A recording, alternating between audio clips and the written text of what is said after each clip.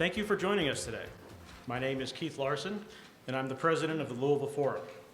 The Forum meets on the second Wednesday of every month at Vincenzo's Restaurant at noon. We are a nonprofit, nonpartisan, public issues group founded in 1984. We host debates and discussions of current and sometimes controversial public policy issues that affect the Louisville community. For more information or to become a member, please visit our website, louisvilleforum.org. Today's topic is Kentucky's workforce crisis. Where do we go from here? In 2021, Americans quit their jobs in record numbers, with an all-time monthly high of 4.5 million people handing in their resignation in November, according to newly released labor data. That tops the previous high reached in September, when 4.4 million people left their jobs. Some labor experts have referred to this time as the Great Resignation. While workforce participation has been declining nationally for 20 years, some numbers suggest that Kentucky has been leading the pack. For example, out of the country's 50 states, Kentucky ranks 48th in workforce participation. This begs many questions. What are the fundamental causes of this apparent labor shortage? What role is the COVID-19 pandemic playing in aggravating the trend? And what could and should be done, if anything, to reverse this drift? Today's panel will help us answer these and many other questions about Kentucky's workforce. Our speakers will make brief introductory remarks at the podium and then take questions from you, the audience. Our first panelist will be Charles Aull, Senior Policy Analyst with the Kentucky Chamber of Commerce. Charles previously served as Director of Government Affairs and Director of Public Policy Development at Greater Louisville, Inc., GLI. He holds a PhD in history from Indiana University. His research has been cited in the New York Times and the Washington Post. Our second panelist will be Jason Bailey, founder and executive director of the Kentucky Center for Economic Policy.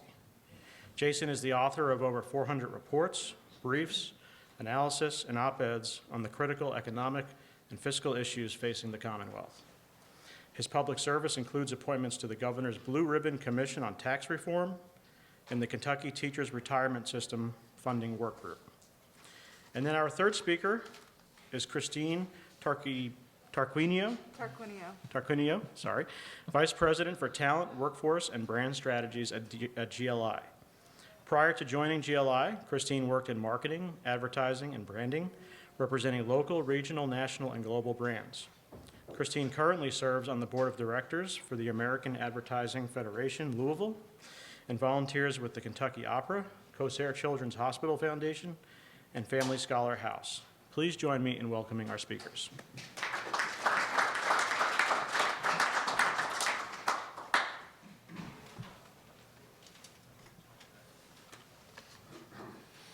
Well, thank you very much for that introduction. I hope everybody can hear me here okay. I do want to start really quickly by just saying, as a Louisvillian, I want to recognize the importance of a lot of the conversations like this that the Louisville Forum has facilitated over time. I've had opportunities to sit where you all are on a couple of different occasions over the past several years, but this is my first time actually being able to speak for this group. But I do just want to recognize the importance of the conversations that you all are facilitating here in Louisville. It's very appreciated. I also recognize my friend, former coworker, Christine Tarquinio. Christine has been working really hard for several years now to help attract and retain talent to our region, raising the brand awareness of our region and doing a whole lot of good work in relation to the topics that we're discussing today. And I also want to say it's great to be here alongside Jason Bailey. Jason's organization, the Kentucky Center for Economic Policy, is a critical voice in the Commonwealth, and while the Chamber and KSEP don't always agree on everything, we actually agree on quite a bit, and we've worked together on several different occasions, and I do want to highlight the high quality and importance of the work that they do. I'm a frequent reader of their work. Would encourage you all to be as well. So I want to talk briefly about the Chamber's views on the current state of Kentucky's workforce. And I think our views on this are fairly straightforward. We do have a serious problem that we are confronting. In the first half of 2020, Kentucky's overall labor force contracted by about 120,000 workers. Since then, we've recovered roughly 35,000 of those workers, and today's workforce is more than 80,000 fewer than it was before the pandemic began. When you combine that with the fact that we are experiencing rising demand for goods and services, you have a workforce shortage. I think this is fairly clear to see. There are literally fewer workers today than there were before the pandemic began here in Kentucky. But as concerning as our current situation is, Kentucky's long-term workforce trends are perhaps even more concerning. As the Kentucky Chamber Foundation highlighted in a recent report, the percentage of Kentucky adults who participate in the workforce has been steadily declining for over 20 years, falling from 63.5% in January of 2000 to 59.4% in January 2020. It is currently 56.7%, which is not far from where it stood in June of 2020. Back in June 2020, we fell down to about 56%. We've come up about 0.7 percentage points. Comparatively speaking, Kentucky's workforce situation actually looks even worse. Not only has the percentage of Kentucky adults who participate in the workforce steadily declined over the past 20 years, matching also, we should point out, a national trend, we have lagged behind the national workforce participation rate by an average of about 4 percentage points. So in Kentucky, folks simply work less than they do throughout the nation as a whole. Nationally, we have one of the top 5 lowest workforce participation rates in the nation. It fluctuates generally between 3, 4, third, fourth lowest. But this has also been the norm throughout much of Kentucky's recent history. So we are facing a very serious problem when it comes to workforce participation. And I want to stress that we've all seen the countless hiring signs, driving down the street, walking downtown, wherever it might be. We've heard about the anxieties and frustrations from employers trying to hire. And I want to stress that these are not narratives being made up by corporations. They are not just employers complaining. They are reflections and responses to very real economic trends that we can point out through data. But I think while the fact that there is a problem is quite clear, the causes and solutions of this problem are far more complex. Last year, one of the key reasons the Chamber decided to produce a new workforce report is because conversations around causes and solutions of Kentucky's workforce challenges have become increasingly oversimplified and often polarized alongside ideological and partisan perspectives. So you hear things all the time, such as, well, the problem is just unemployment benefits. The problem is just that if employers paid more, they could just find more staff and we wouldn't have workforce issues. It's just retirements. Everyone seems to have their go-to explanation for why we're dealing with workforce issues in Kentucky and throughout the nation. And I would say that each of these reasons has indeed had a role to play in getting us to where we are today, but the fact of the matter is that there are a multitude of factors that have shaped and continue to shape Kentucky's workforce challenges. And some of the key drivers of these challenges that we highlight in our recent report are things such as lack of access to affordable, high-quality childcare, criminal records, low rates of post-secondary training, degrees, and credentialing, transportation barriers, health issues, addiction and substance abuse issues, low population growth, retirements, restrictions on immigration, benefit cliffs, and other aspects of social safety net programs. And so there are a multitude of factors at play. Each of these factors has had some role to play in shaping the short and long-term economic trends underpinning Kentucky's workforce challenges. And understanding the multifaceted nature of the problem is ultimately the key to solving it and, in turn, creating a more prosperous Kentucky. I'll end there.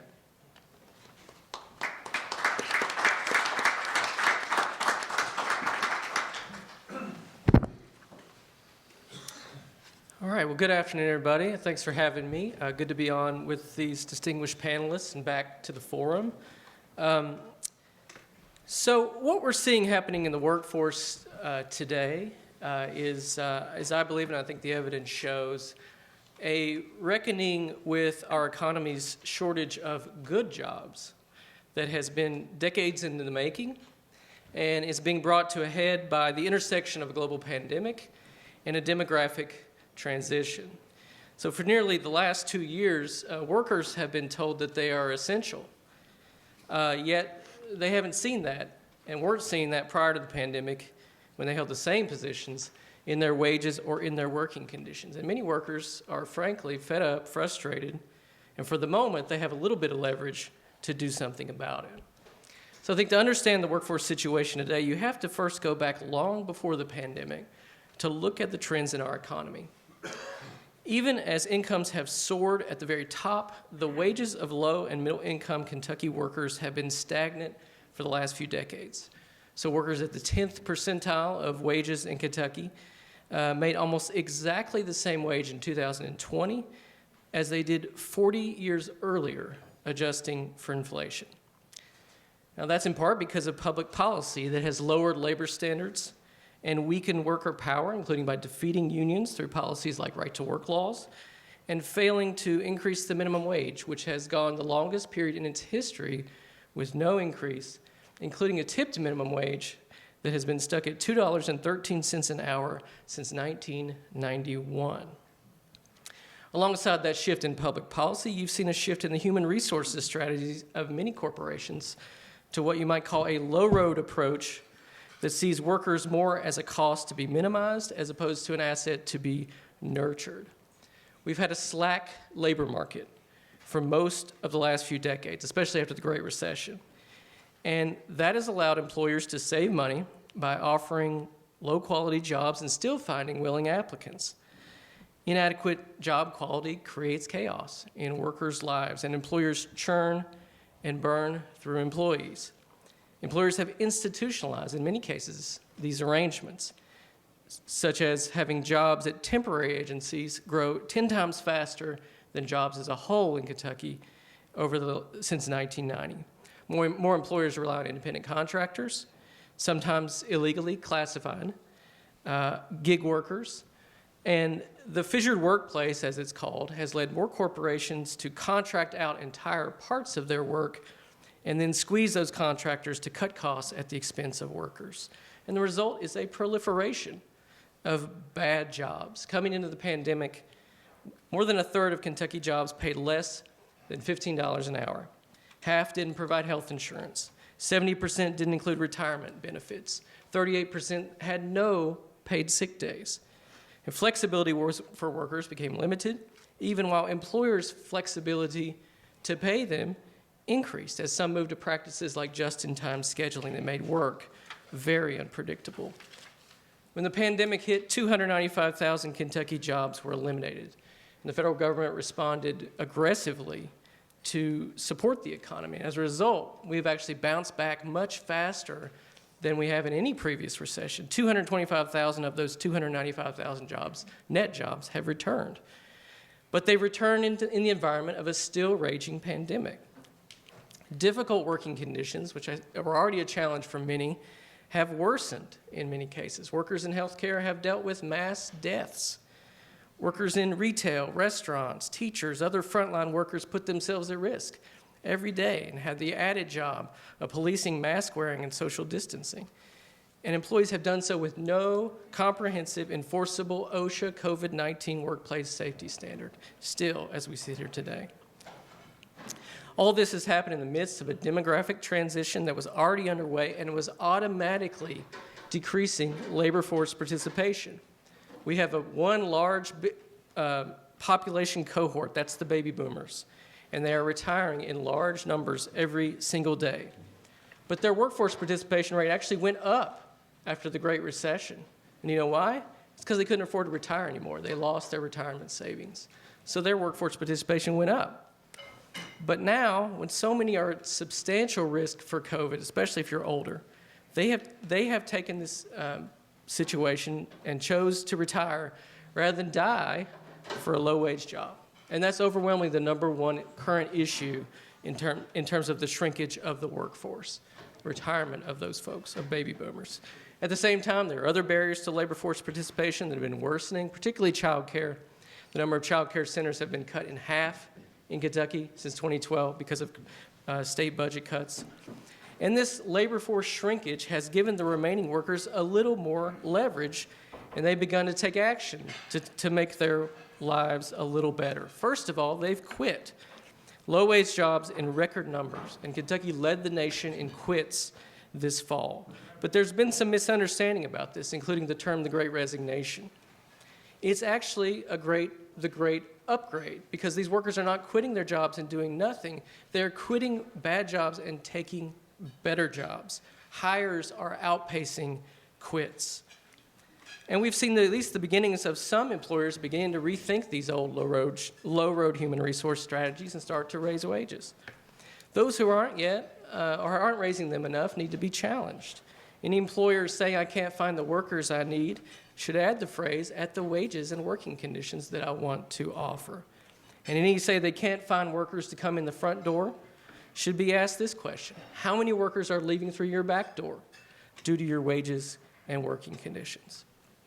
But another choice that some groups are taking, and that I think I have serious concerns about in this legislative session, is to cut the basic supports like unemployment insurance and food assistance that have proven so essential in this crisis.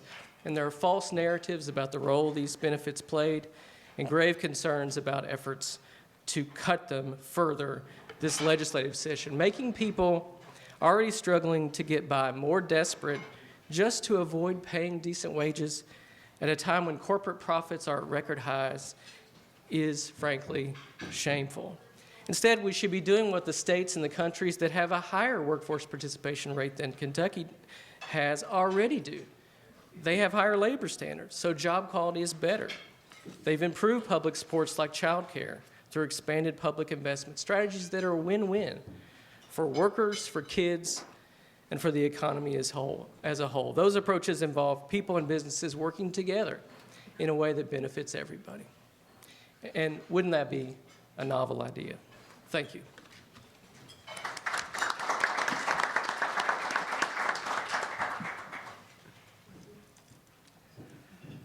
Hi, everybody. Thanks for having me. This is my first time here, so it's nice to be here. I really appreciate both the perspective of these two gentlemen, particularly because they're thinking at a state level. But I work in a 15-county MSA, so that's 5 counties in southern Indiana and 10 counties in Kentucky. And in our MSA, we have slightly higher workforce participation at 62.6%, but it's still dismal and down significantly from where it was even as early as 2019. I will say that it is on par. We're actually doing a little bit better than the national average, which I just looked up yesterday. It was like 61.9% workforce participation. So our MSA, at least, is doing slightly better. When we think about the causes for such a low workforce participation, I agree that the reasons are varied and many. Yes, we have child care issues.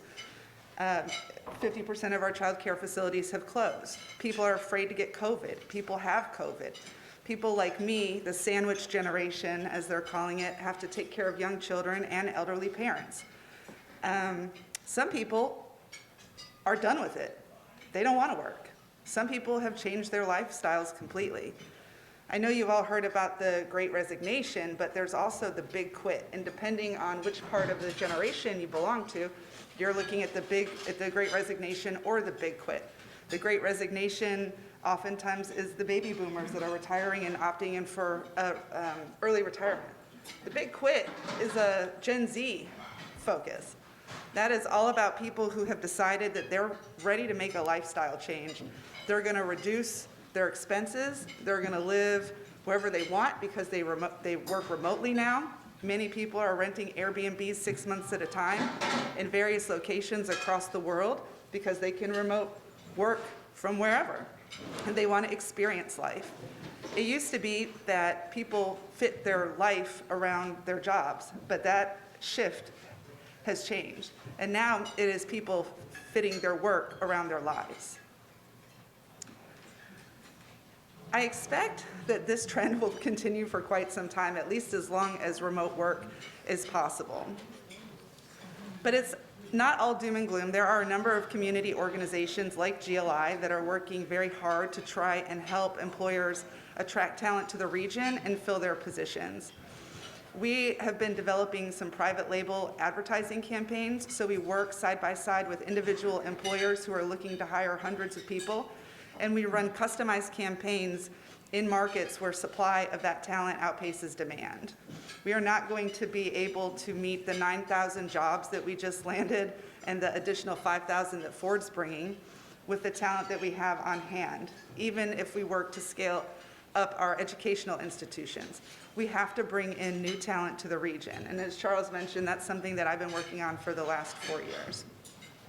We will continue to innovate, to collaborate with our community organizations, to collaborate with our employers, to try and recruit the necessary talent that we will need to fill the jobs of the future. Thank you.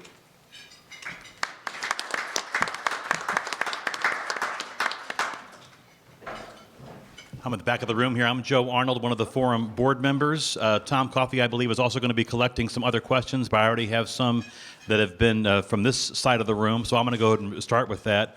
And these questions will be addressed to all of our panelists. We might start in the order in which they spoke, with Mr. Aull first, Mr. Bailey, and then Mr. Tarquinio. So first the question is, what do you consider a living wage in Kentucky? Charles?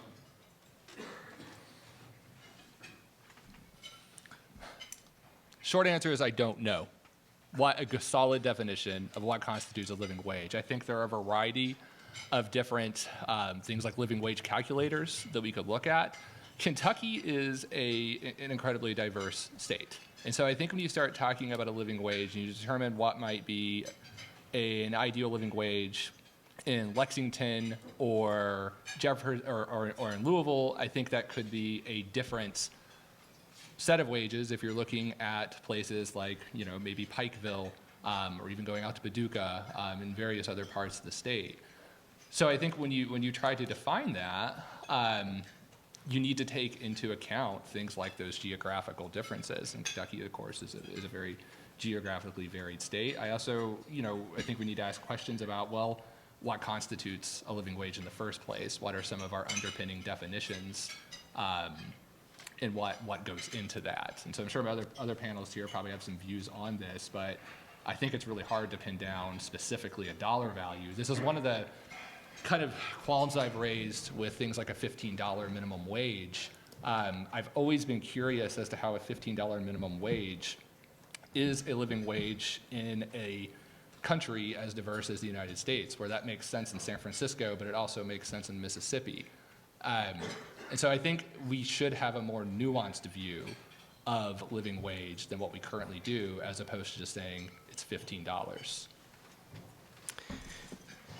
If you look at what it takes for a family to get by, and I just pulled up a family budget calculator for Louisville specifically, a family with two adults and one child needs income of $60,354 a year to meet their basic family needs in this town. That's double what a $15 minimum wage would get you, and it's about 4 times what the actual minimum wage still in Kentucky gets you, $7.25, which, as I said, has not been increased for the longest period in history as we sit here today. Family costs have been going up for a long period of time, particularly if you look at the cost of housing, if you look at the cost of health care, and if you look at the cost of child care. And in some cases, those things are prohibitive. We've also seen large increases, obviously, in the last year, the cost of things like transportation and food. So arguably, this number is conservative in terms of what it would actually take for a family to get by. So you can see that when we have so many jobs that do not pay anywhere close to a living wage, that is a factor in our workforce participation. If you can't afford to get to work, if you can't afford stable housing, so you're facing eviction and foreclosure, how are you going to maintain a steady job? The quality of jobs directly relates to people's ability to hold them. According to MIT's wage calculator, a living wage for a single parent with one child is $30 an hour. Most jobs right now, wages have increased significantly since the pandemic. Let's make that clear, especially in Jefferson County. Jobs that were $9, $10 an hour are now $15 an hour. But that means that single parent has to work 80 hours a week to make a living wage, which means that they are likely living below the poverty level. And that's a serious concern. I will say that the focus on bringing more and new jobs to the region, like the Ford announcement recently, the average salary there will be $77,000. So we're going in the right direction, but as others have said, costs are increasing. Childcare has been reduced, which means that availability is less and costs are higher. Inflation has been continuing. Food has absolutely gone up. Gas was over $3 a gallon very recently. And so it's making it much more difficult to have the same lifestyle that you had before the pandemic. Hey guys, this one it's designated for Charles, but certainly all you can answer. It asks what role or how does the Great Resignation, the lack of good education, play into the lack of good education play into the Great Resignation? Well, I think I would speak to that primarily from the issue, post-secondary education in particular. That is a major driver of why I think we do have low rates of workforce participation. I also think there's a close connection between low rates of post-secondary education and a lot of our wage rates. I think one of the best ways, or one of the best things we could do to actually improve overall wages is by increasing post-secondary attainments.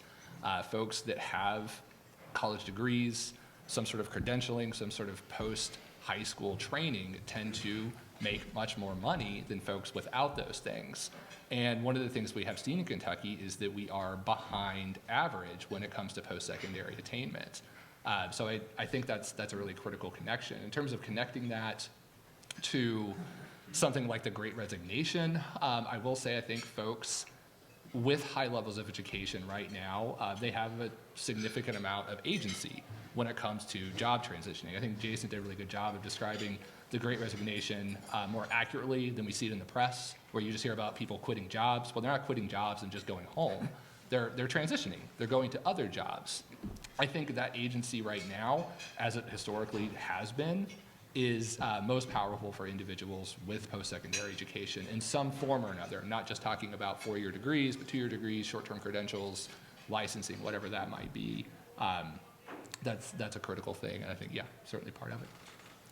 I would just add, I mean, we have been increasing educational attainment over the last few decades in Kentucky, and it's corresponded with the period in which wages have been stagnant across the middle and the bottom. So it's certainly the case that people with a degree make more on average than people without a degree, but people with a 4-year college degree, their wages have also been stuck over the last few decades on average. So it's really not an issue of education in terms of what our wages are overall. It's an issue of the power that workers have vis-a-vis their employer to demand, push for, either collectively or individually, for better wages. So increased education itself will not increase wages. It's a good thing to get your population more educated, and we need to do more in that area. I would agree with Charles, too, that the folks who are in professional jobs are among those who have more leverage at this moment, and they are looking for primarily more flexibility, including the ability to work remotely.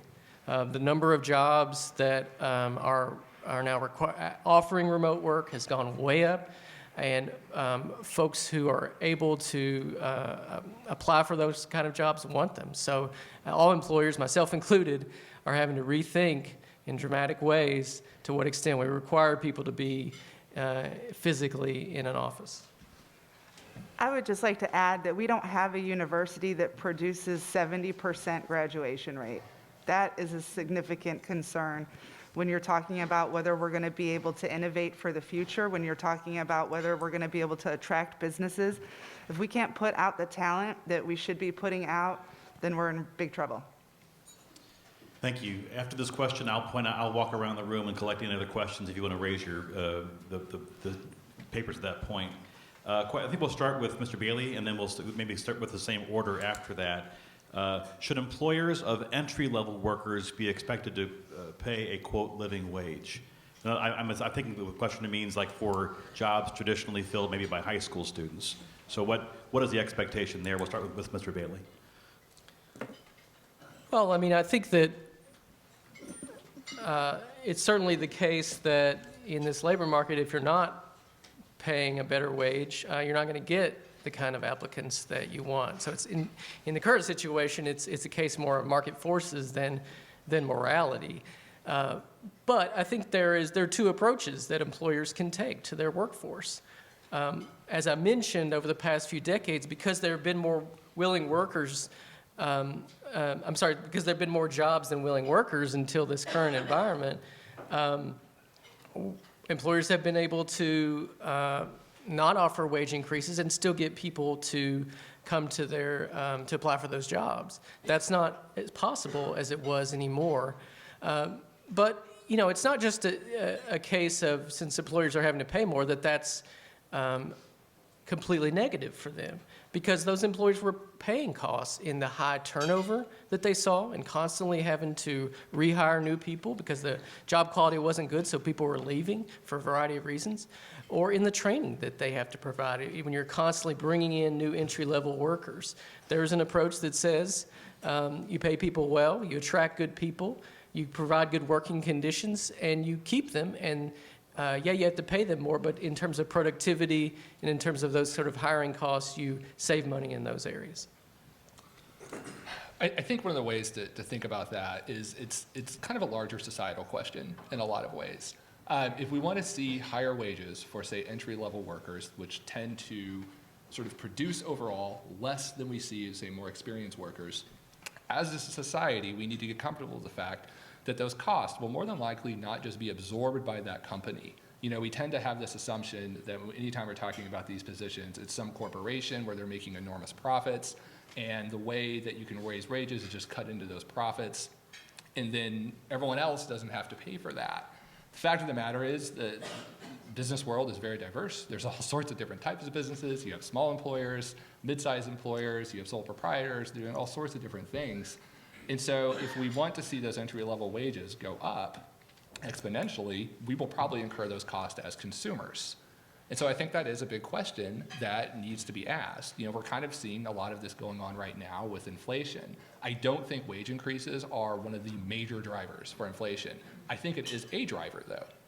It is certainly a contributor to why we're seeing raising overall cost of goods. And so I think that's a big societal question right there that we do need to ask ourselves is are we okay with that as consumers, because those costs will ultimately be incurred by a wide range of different income levels, different types of families, and so on. I agree with Jason. Wage increases will come. You'll have to pay what the market's going to bear. If you want the good talent, you're going to have to pay to get them. But wages are not the only motivator for people. Flexibility is a huge motivator to get people to move jobs. Drop-in childcare, assistance with transportation. There are creative things that employers, especially small business employers, can do to offer unique selling propositions to try and attract talent other than just increasing wages. I've got two. One is just a quick one. Does anyone, any of the panelists, and maybe all three, know what the workforce participation rate is for Jefferson County?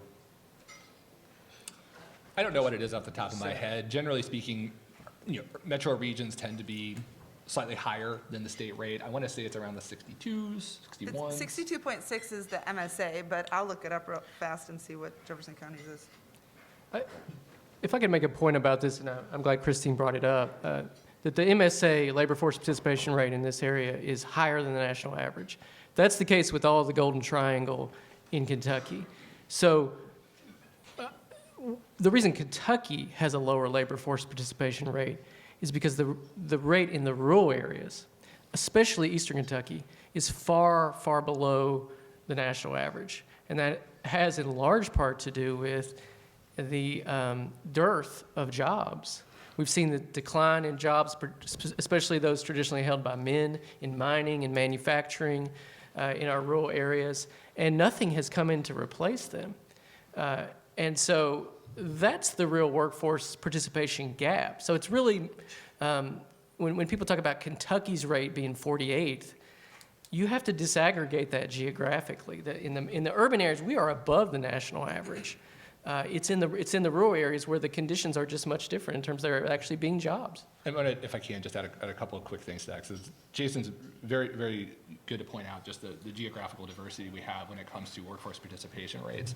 One thing as a caveat, and Jason, I think you probably disagree with this, is the more granular we get with labor market data, particularly when you're dealing with a state like Kentucky where we have so many counties, the larger our margin of error tends to be because we're dealing with extremely small sample sizes. So we start talking about things like county workforce participation rates. You really do have to take a lot of that with a grain of salt, but they're not meaningless by any means. In terms of the rural workforce participation rates, I 100% agree that that is a major problem. I also think that is where you tend to see some of the most severe barriers to work that we talk about in our report. Things such as criminal records, substance abuse issues, health issues. And I think those things need to be taken extremely seriously as barriers to workforce participation. When it comes to our MSA here in Jefferson County and beyond, it's true that our metro, so the metro workforce participation is above the state average, but you're not really, a better way to compare that is to how does Louisville as an MSA compare to other MSAs throughout the country in terms of workforce participation? And that's where I think you'll also see the same or a similar trend, is that this MSA tends to have lower workforce participation rates than other MSAs, thinking along the lines of places like Denver, other cities like that. So I think it's important when you're comparing these things, they need to be compared appropriately. Okay, this is for all. Childcare is an issue you all seem to agree is a problem. What work are your respective organizations doing to address this, including policy, programs, legislation, et cetera? Well, we just put out a big report about child care in Kentucky, looking at these issues, looking at the trends. And, you know, the child care market is broken. It actually does not function as a market. And so it requires significant public investment. But that public investment has been pulled back dramatically through state funding cuts. And, you know, again, it's a lose-lose for everybody, for workers, for employers looking for workers, for people who want to work, for parents, for the kids, and for the child care employees themselves and the operators of those facilities. The workers themselves don't make very much. So through that report, I mean, one of the things we're pushing for, or there are two things that we're pushing for. One is in the current state budget that is being developed, where there's a $3.4 billion in extra revenues for once. We usually do not have extra revenues for our budget in Kentucky. We have a ton of money.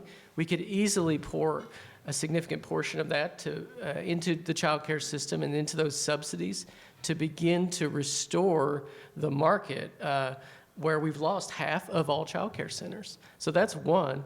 The second is that we've been a big proponent of the Build Back Better Act in front of Congress, which would provide universal preschool for 3- and 4-year-olds and a greatly subsidized child care where families would pay no more than 7% of their income in child care, and many would pay nothing.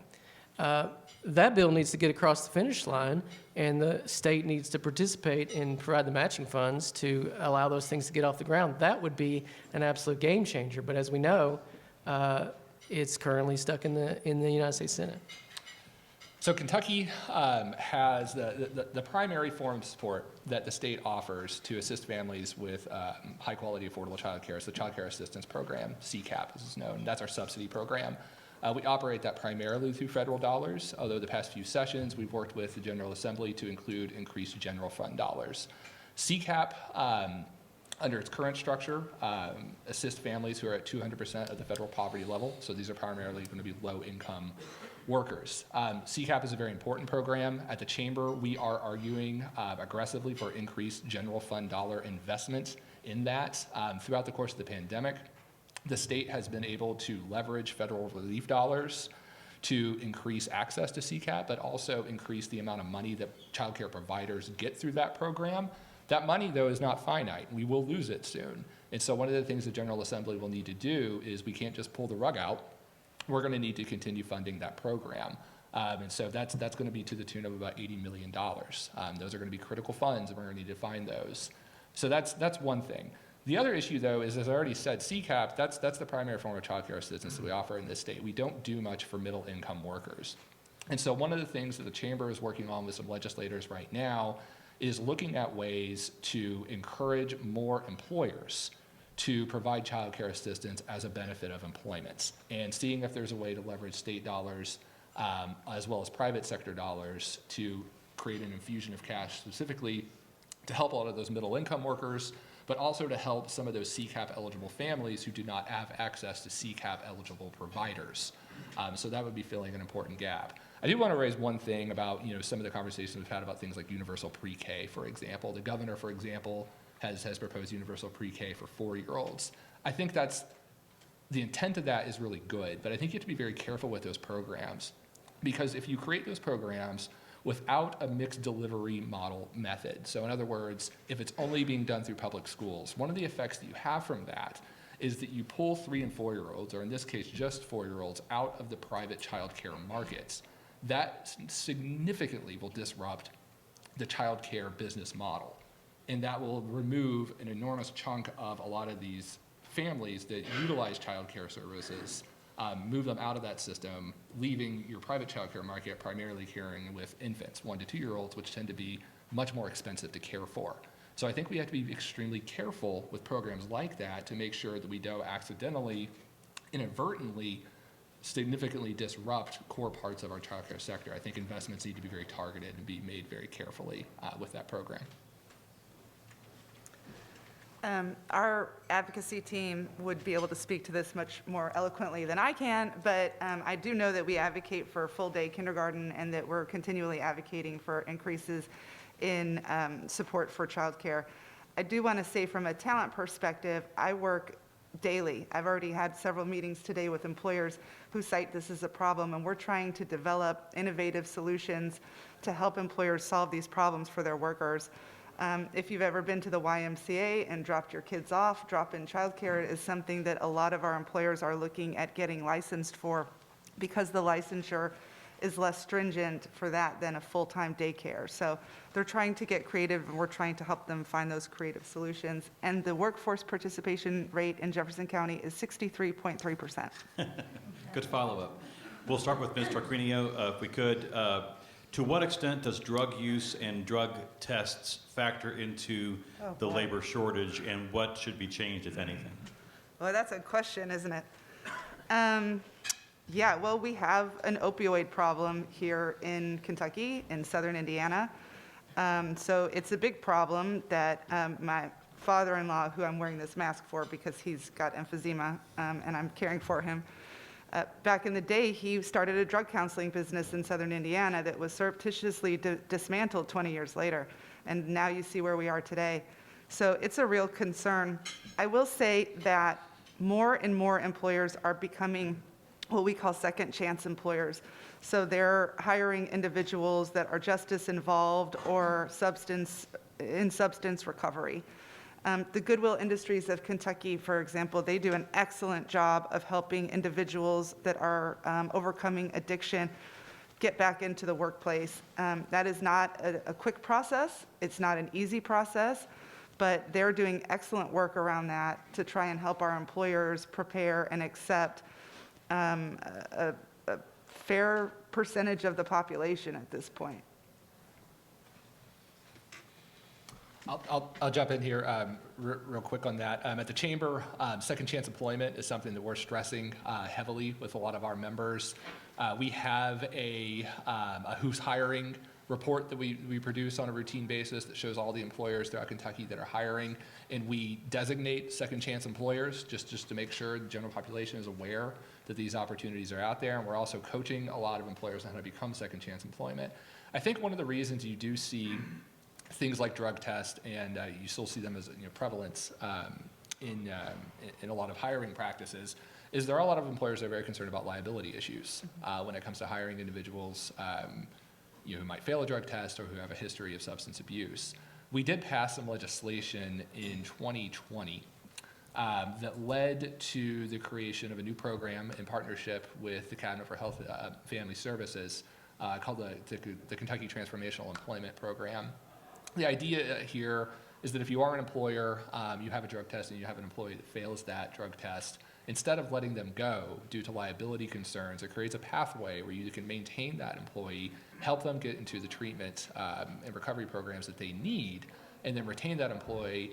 And as long as you follow all the rules with that, it provides a layer of liability protection against things such as negligent hiring, negligent supervision. So that we know that is a big concern for a lot of employers, is hiring folks that have drug histories of drug use, how that can play out from a liability perspective. And so we are looking at ways to alleviate that so that we can make sure those individuals with those issues are able to get into employment. And I would just add that, I mean, we have to go back more to the root of the problem, along with these sort of practices after the fact. You know, the extent to which we criminalize drug use and drug possession is a big factor in fueling the addiction and overdose crisis.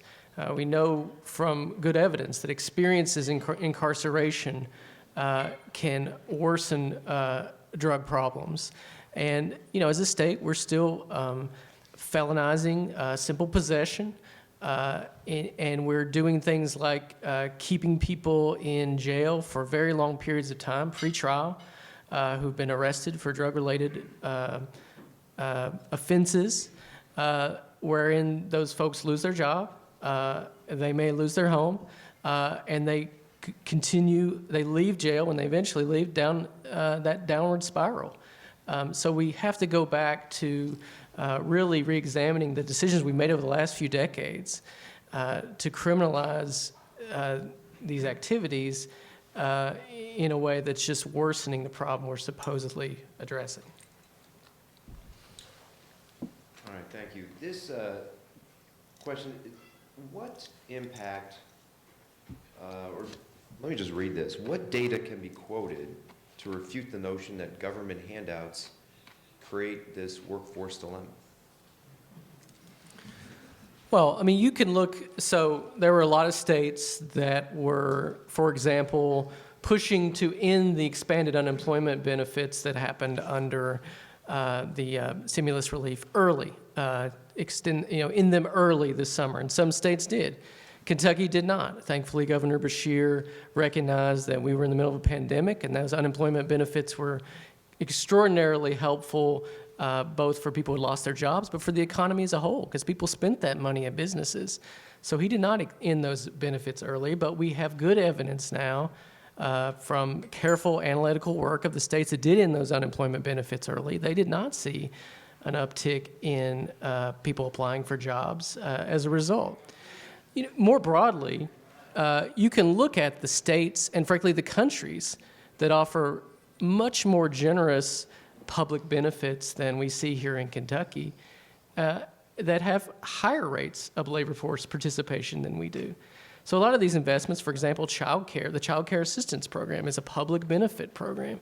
Obviously, that helps people be employed. It doesn't prevent them from being employed.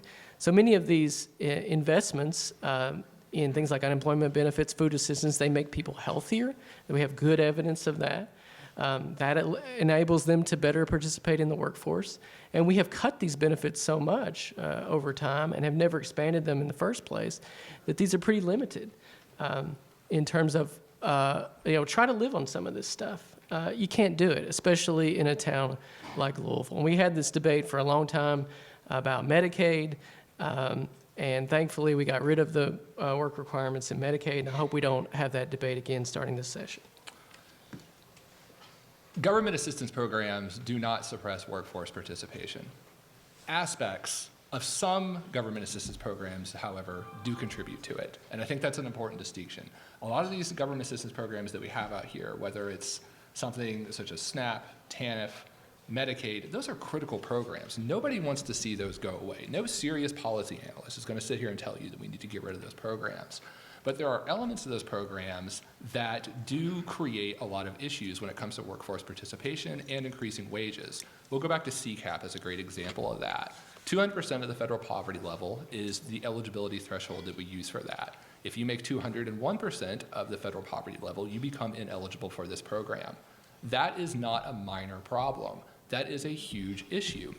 I was out in Eastern Kentucky not that long ago talking with some employers out there who discussed how they were wanting to increase wages so that they could help attract more workers, because that's what they viewed as something that could be helpful to them.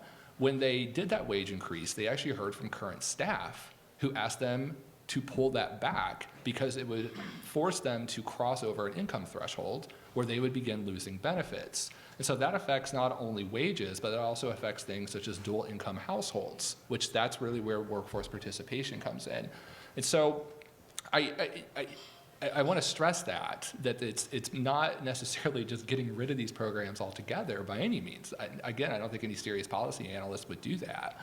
But we do need to rethink through the structures of these. And Medicaid is another program. There are income eligibility thresholds that you can surpass and become ineligible for that. Going back to the unemployment benefit issue, Jason's right.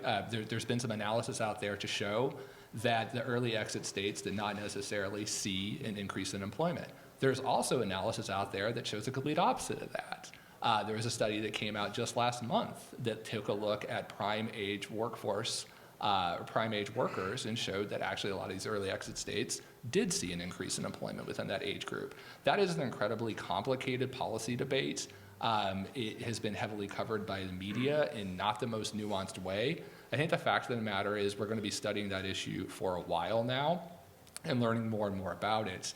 But there's good data, I think, on both sides of that to illustrate the impact of things like the $600/$300 federal unemployment benefit. Well, I can tell you that September 7th, everyone was ready with their doors open to try and get all the workers that were going to be rushing back to work, and that didn't happen. And we're still at an extremely low participation rate. But I would argue that the biggest cause for that, apart from all of the other issues that we've talked about today, is the change in mindset of the American worker. I think that especially the younger generation, they have a shift in mindset that just doesn't, I mean, I've had a job every day since I was 14. I will have a job every day probably until I kick it because I have to work. But, you know, my 22-year-old little brother, he just got his first job 2 weeks ago. Okay, so, I mean, it's different. Same parents, totally different mindset. So, you know, and the transition to more remote work, I believe, is a big part of that. My mom just moved to Portugal. She's a professor at Northern Kentucky University. She teaches from the beach. You know, this is sort of a shift in a new normal. Many people lost loved ones, friends. They lost their job. They saw their community torn apart. That doesn't just not affect you. And it really gets you thinking about who you are, what you do, who you want to be, how you want to be to your friends, to your family. And I think that there's been a permanent shift. I think we have time for one more question, so I'm going to combine two that both have to do with what you just mentioned, which was mobility of the workers. There was a part of one question: how to incentivize people to move to where the jobs are? And the other question was any data or theories about remote work jobs that are in Kentucky being taken by people who live outside of Kentucky. So I don't know if that's a factor or not, but Mr. Bailey, perhaps we'll start with you, and then we'll kick it back around. Well, you are seeing some relocation during the pandemic, obviously. I think everybody is aware of that, of folks particularly live in high housing cost areas. I mean, I know I have my wife's cousin lives in San Francisco, and they moved to Chapel Hill, North Carolina, which is not particularly a cheap place to live, but it's cheaper than San Francisco. So you're seeing that. I would say that there's been some notion that rural areas will be able to attract people. Largely what people are doing is moving from large metros to medium-sized metros that they see as having a high quality of life, and that is the overwhelming factor among those people who are choosing to move. It's all about the quality of life. There are narratives out there that you'll hear about taxes, and there may be a bill back this session to provide tax breaks to people who would move to Kentucky. Those kind of things can be extraordinarily expensive. There are about 40,000 people who move to Kentucky every year, regardless of the situation. If we had those people claiming tax breaks because they said they moved here because of one reason or another, you know, we would drain our budget really quickly. So you have to be very careful about these things. That is overwhelmingly not the reason that people in general move. They move because of a specific job that they're looking for.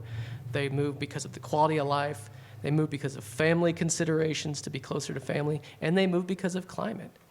And Kentucky may see some more climate moves in the future, not so much because of people used to move to beaches. They may be moving because of climate change impacts to places like Kentucky that are further inland. So if we want to attract people to our state, The overwhelming thing we need to do is improve the quality of life. That's improve the health, improve the environment, improve the educational attainment of the population, improve the infrastructure, make sure it's modern, people have high-speed broadband. Christine, I think you get to go last on this one since this is squarely in your profession. I agree with Jason definitely when it comes to things like quality of life. I mean, that's a huge talent attraction tool. I was just in Bentonville, Arkansas not that long ago. For anybody here that rides a bicycle, that's a very, very popular place for people that do a lot of cycling. They've built a tremendous amount of mountain bike networks that just run throughout the city. It's a really fun place to be. I was very tempted to go there and stay. So that's a huge thing. When it comes to taxes, I actually agree, don't give people a tax break. Instead, just set a low individual income tax and use that to attract talent and retain talent. We do think at the Chamber that could be a critical tool, and if you take a look at states with no to low income taxes, they've done very well when it comes to population growth over the past decade, or even beyond that. You can take a look at a place like Tennessee, they have seen exponentially far stronger population growth than a state like Kentucky, and you can look at that across other states with zero to low income taxes as well. So we do think that's a really important talent attraction tool. I will say the other thing though, when it comes to anything about attracting more people to move here, is you can't talk about that without talking about immigration. We have placed numerous unnecessary restrictions on immigration in this country, and that is something that we absolutely need to stop doing. Immigrants play an absolutely critical role not only in our workforce, but also in starting businesses and making major contributions to our communities. And Jefferson County in particular has benefited tremendously from immigration in terms of its population growth. And so I think that's a vital factor that needs to be part of this conversation as well. And I never can remember this statistic correctly, but we're the second largest population of Cuban immigrants outside of New York, I think. Miami, there you go. I know it's one of them. Yes, so talent attraction. Okay, how long do you all have? Great. I can do it all in 2 minutes. Quality of life is a huge part of attracting talent, whether it's remote or not.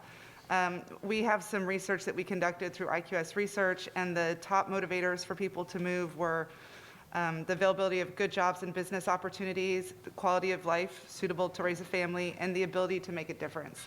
So those were the main reasons, and I think that the ability to make a difference is one that cannot be ignored. People care about their community, and we offer a very easy way for people to get involved and make a difference.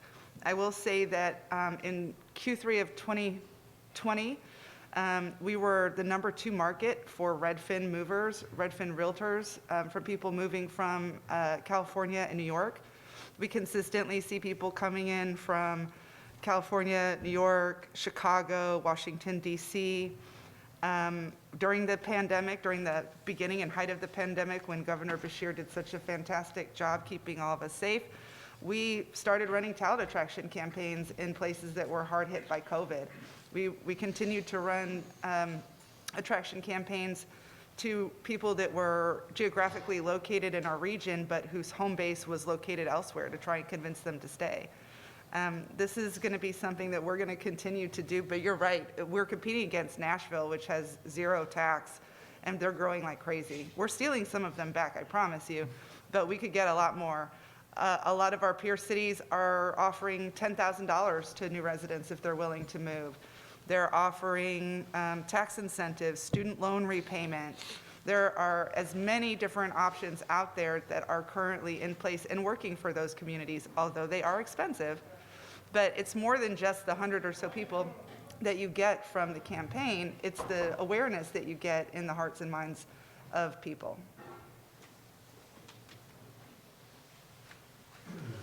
Well, I think that's a great place to leave it. Thank you very much to all of our panelists for coming out today. We appreciate that.